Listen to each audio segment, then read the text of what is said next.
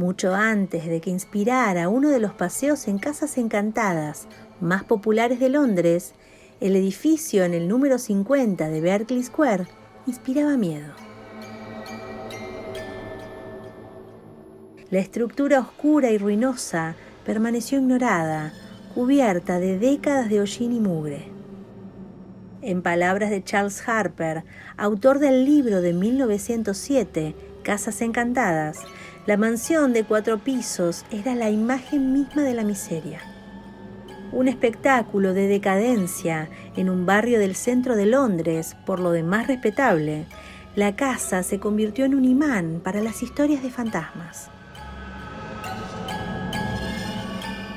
Una revista afirmó: cuando se tocan, las paredes se encuentran saturadas de horror eléctrico.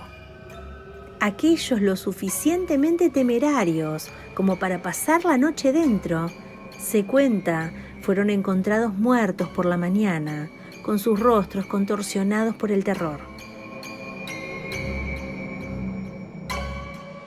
En las décadas de 1860 y 1870, los pocos que se atrevieron a llamar a la puerta fueron despedidos por un sirviente con los labios apretados.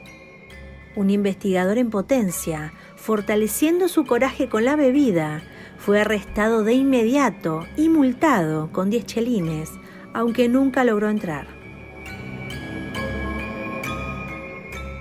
En 1880, la respuesta decepcionantemente mundana apareció en la revista Notes and Queries.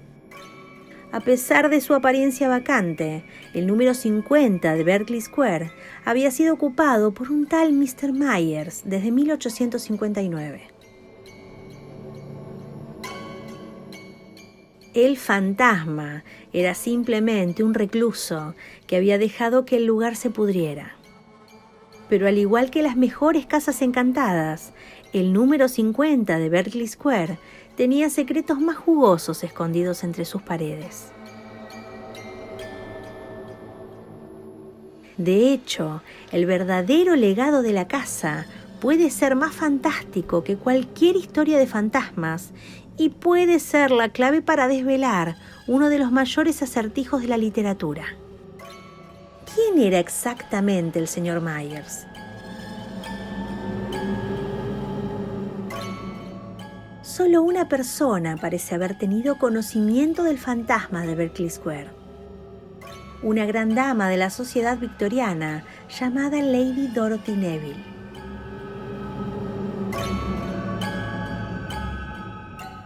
Lady Neville nació en la misma calle y fue escritora, horticultora y destacada conversadora. Pero en sus memorias de 1906 reveló información privilegiada sobre el señor Myers, pues este hombre era pariente suyo.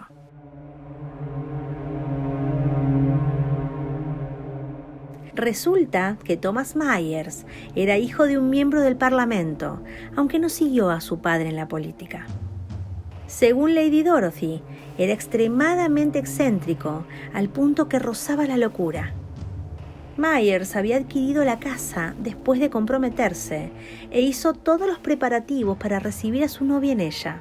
Pidió alfombras, cuadros, vajilla, todo. Pero unos días antes del día fijado para la boda, la dama se casó con otro hombre. Él permaneció allí, dejando todo exactamente en el mismo estado que cuando escuchó la noticia que le había arruinado la vida. Algunas de las alfombras ni siquiera estaban desenrolladas y permanecieron atadas durante años, tal y como estaban cuando salieron del almacén.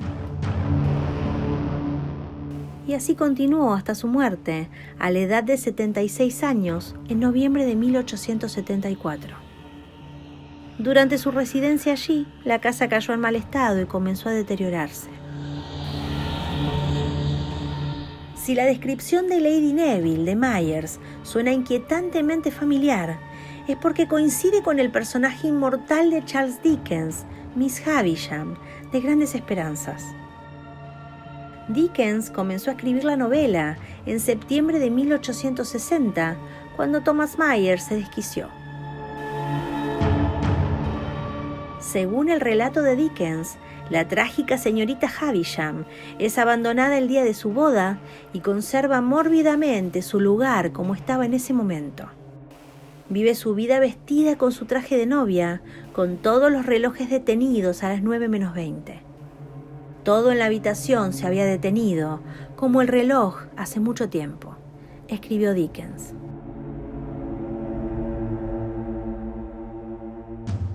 Aunque el propio Dickens nunca reveló la inspiración, la señorita Havisham se basó, de hecho, en una persona real. El colega de Dickens, James Payn, reveló en sus memorias de 1884 que el novelista se inspiró en alguien de quien él le había hablado. Payn discretamente no nombró ni reveló el género de la persona, pero juró que la versión de Dickens no era en absoluto exagerada. El escritor era conocido por tomar prestados sus personajes de la vida real. Dickens a menudo no cubría sus huellas, pero durante décadas los biógrafos y académicos no han podido encontrar una inspiración completamente satisfactoria para la señorita Havisham, tal vez porque siempre han buscado novias. La leyenda sobre la casa varía según la fuente a la que se acuda, pero la mayoría de las versiones dicen que la habitación del ático de la casa es la que está atormentada por el espíritu de una joven que se quitó allí la vida.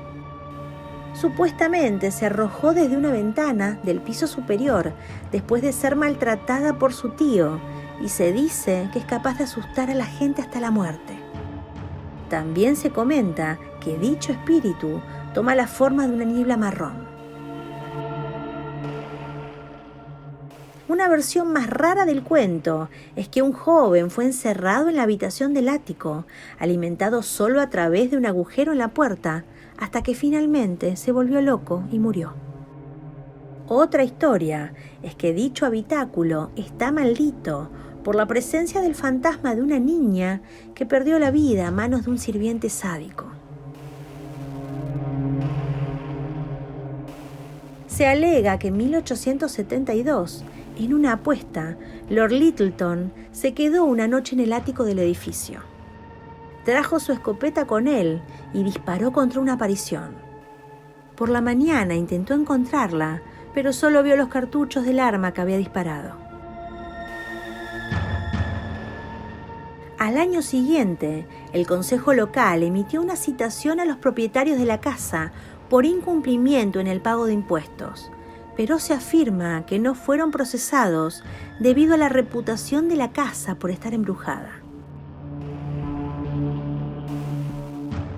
En 1879, un artículo en la revista Mayfair alegó que una criada que se quedó en la habitación del ático había sido encontrada en estado de locura y murió en un manicomio al día siguiente. También se alegó que después de que un noble pasara la noche en la habitación del ático, quedó tan paralizado de miedo que no podía hablar. En 1887 se dijo que 2 marineros pasaron una noche en la casa. Por la mañana, uno de ellos fue encontrado sin vida, habiendo tropezado mientras corría por la casa, se cree. El otro informó haber visto al fantasma del señor Myers intentando atacarlos. El interés moderno en el sitio fue estimulado por su inclusión en el libro de Peter Underwood, Haunted London.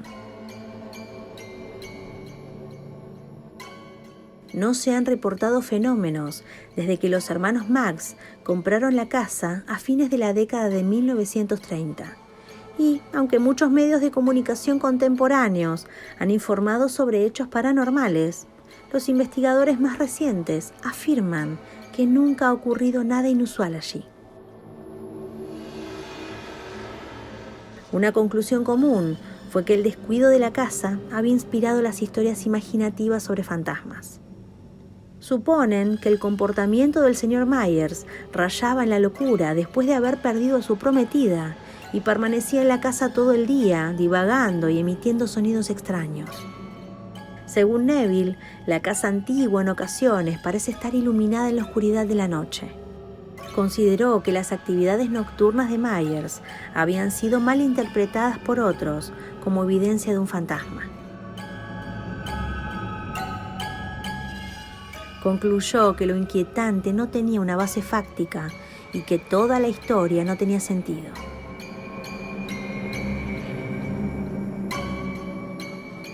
¿Y ustedes?